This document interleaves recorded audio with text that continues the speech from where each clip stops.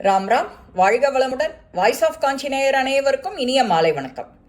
இன்னைக்கு ஸ்ரீ பெரியவா அனுபவத்தில் திருக்கார்த்திகை தீபத்தை பற்றி ஸ்ரீ பெரியவா என்ன சொல்கிறா அதை பற்றி கேட்கலாம்.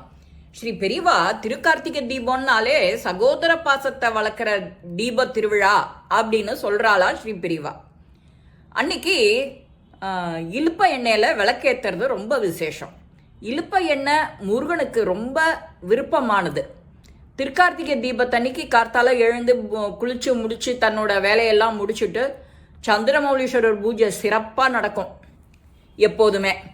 அப்போது அன்றைக்கி மாவளை தோரணம் கட்டி வாழை மரம் கட்டி நிறையா சின்னதும் பெருசுமாக நிறையா அகல் விளக்கு ஏற்றுறதுக்கு ஒரு நாளி முன்னாடியே திரி விட்டு இழுப்ப எண்ணெயை ஊற்றி ரெடி பண்ணி வச்சுடுவா.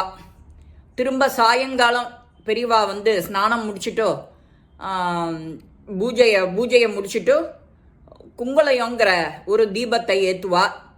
அது தீபம் ஏற்றும் போது சிவ சகசரநாமம், லிங்காஷ்டகம், சிவ அஷ்டோத்திரம் இந்த மாதிரி பாராயணம் முடிச்சதுக்கப்புறம் தீபம் ஏற்றும்போது அவுள் பொரி, நெல் பொரி, வெல்லம் பாகு செலுத்தி உருண்டை, இதுதான் கார்த்திகைனாலே பொரி அப்பம் உண்டு.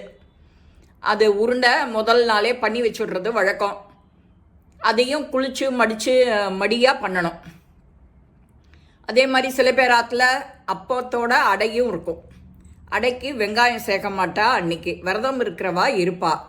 அன்னைக்கு முக்கியமாக என்ன மாதிரி பண்ணலாம் அப்படின்னா, மட்டை தேங்காயை வரவாளுக்கு தானமாக கொடுத்தா தேக ஆரோக்கியம், கடன் தொல்லை இதெல்லாம் நீங்கும்.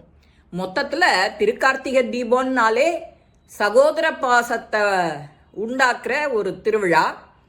அதோட அவ ரெண்டு பேர் உறவு முறை நல்லா பலப்படும். அடுத்தது தேக ஆரோக்கியம். அந்த தேக ஆரோக்கியம், கடன் நீங்கும். இழுப்ப எண்ணெய் முருகனுக்கு ரொம்ப பிடிச்சது. ஏன் அந்த இழுப்ப எண்ணெயை தேர்ந்தெடுத்து சொல்கிறா அப்படின்னா, பெரியவாளும் மடத்துலேயும் அங்கே அதை தான் சொல்லுவா செய்யணும்னு. இங்கே நமக்கும் இதே தான் அறிவுரை சொல்லியிருக்கா. இழுப்ப எண்ணெயை வச்சுட்டு தீபம் ஏற்றணும் அப்படின்னு. இழுப்ப எண்ணெயை வச்சுட்டாலே கடன் தொல்லை நீங்கும், தேக ஆரோக்கியம் நீங்கும். இது ஒரு பெரிய விசேஷம். தீபம் முடிஞ்ச உடனே அங்கே வந்திருக்கிற சுமங்கலிகள் யாராக இருந்தாலும், எந்த பொம்மநாட்டியாக இருந்தாலும் மட்டை தேங்காய் கொடுத்தாக்க பூரணமான பலன் கிடைக்கும். அதாவது எல்லா வித தானத்தோட மட்டை தேங்காய் கொடுத்தா அது ஒரு விசேஷம். வெத்தலை, பாக்கு, பழம், புஷ்பம், இந்த மட்டை தேங்காய், அதில் ஏதான ஒரு காயின், இதை வந்து சகோதர சகோதரிகளுக்கு முன்னாடியே கூட மணி ஆர்டர் அனுப்பிடுவா அந்த காலங்களில்.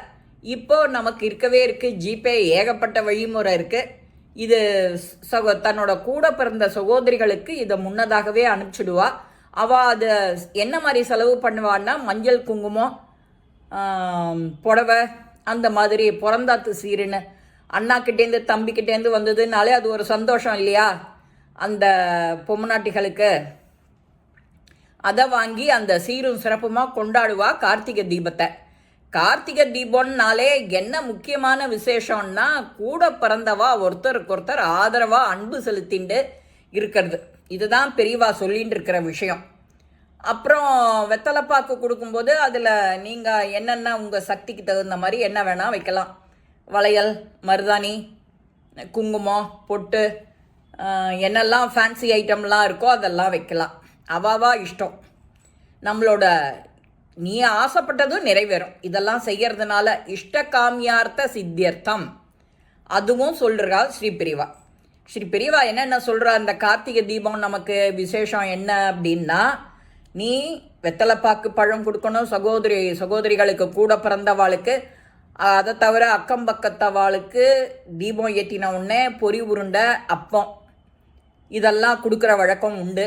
சில பேர் ஆற்றுல அடை உண்டு. அப்பமும் வேறு டிஃப்ரெண்ட்டாக பண்ணுவா. ரெடிமேடாக பண்ண மாட்டா. அதையும் அன்றைக்கி மடியாக அரைச்சி பண்ணுவா. அது பலகாரம்தான் அன்றைக்கி.